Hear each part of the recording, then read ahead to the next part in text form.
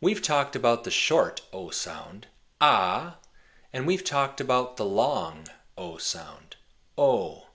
But the letter O makes other sounds. For example, the letter O can make the sound ow. That's like the sound we make when we get hurt. Ow! There are two main letter combinations that make the ow sound.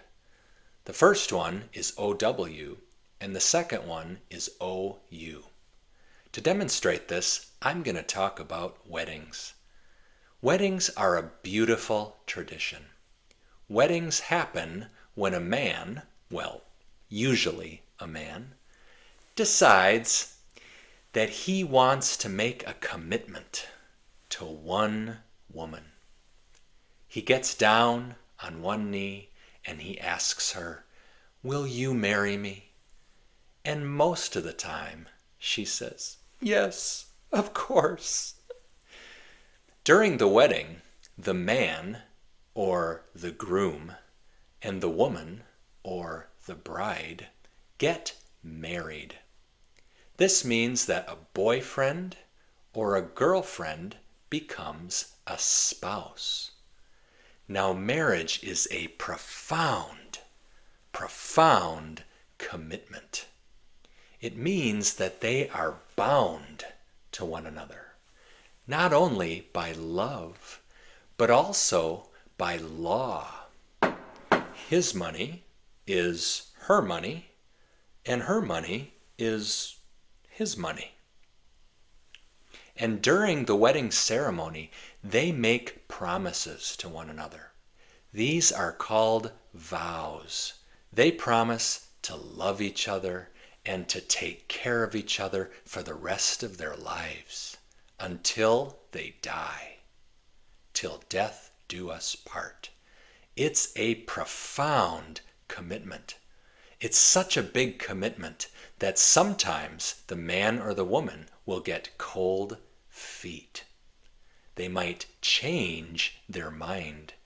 And on the day of the wedding, they run away and they leave town.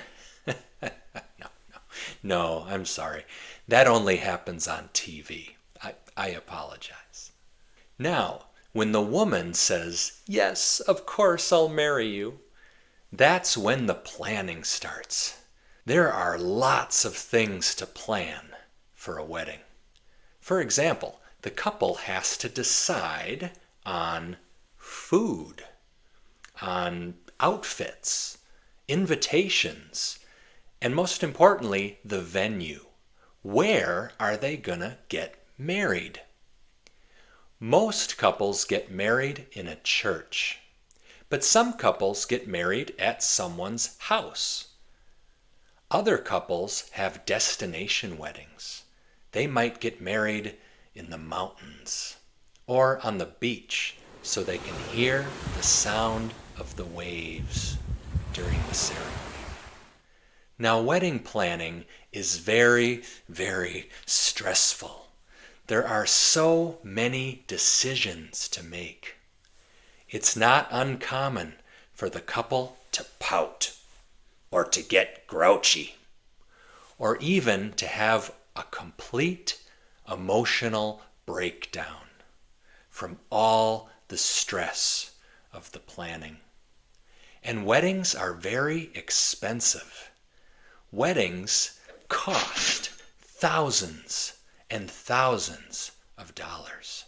So the couple might argue over money. Lots of weddings are indoors, but some weddings are outdoors.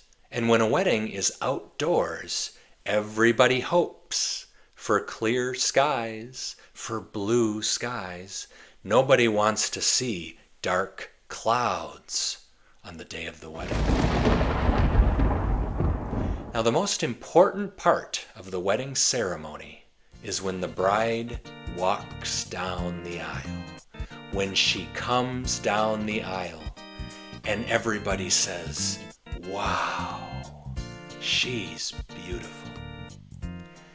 Some wedding dresses can be very long.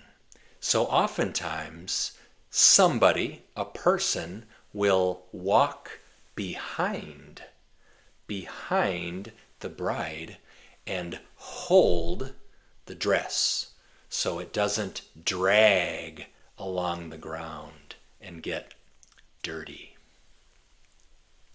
Probably the second most important part of the wedding ceremony is the end, when the minister, the pastor, or the priest says to the groom, "You may now kiss the bride." Now, they don't kiss on the cheek. They don't kiss on the nose, and they definitely don't kiss on the eyebrows. They kiss on the mouth. And when they kiss, everybody claps.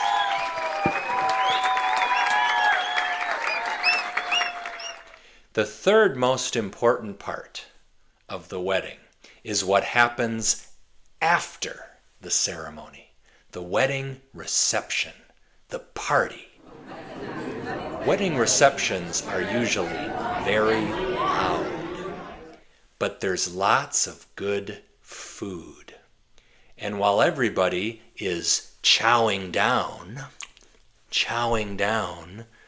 there are lots of speeches, and you'll hear the sound of spoons tapping on glasses. You hear that? That means that the bride and the groom have to kiss again. And when they do, everybody claps.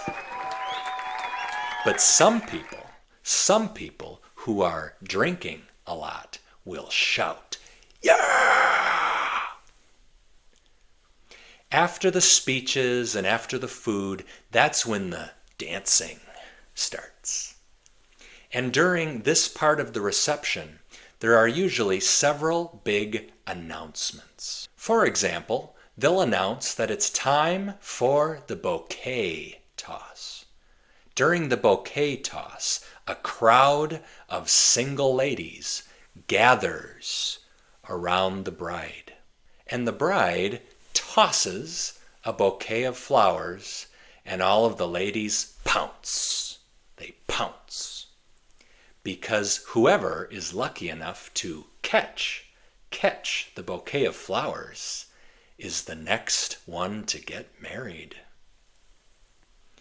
Another important announcement is the father-daughter dance.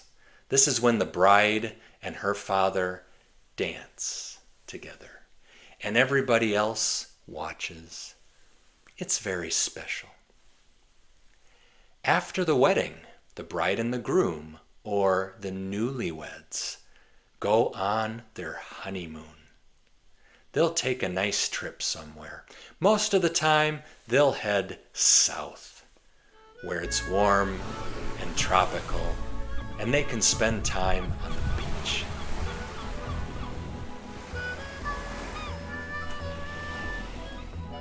Now, when the couple gets back from their honeymoon, they live happily ever after. How about you? Are you married? Or are you divorced?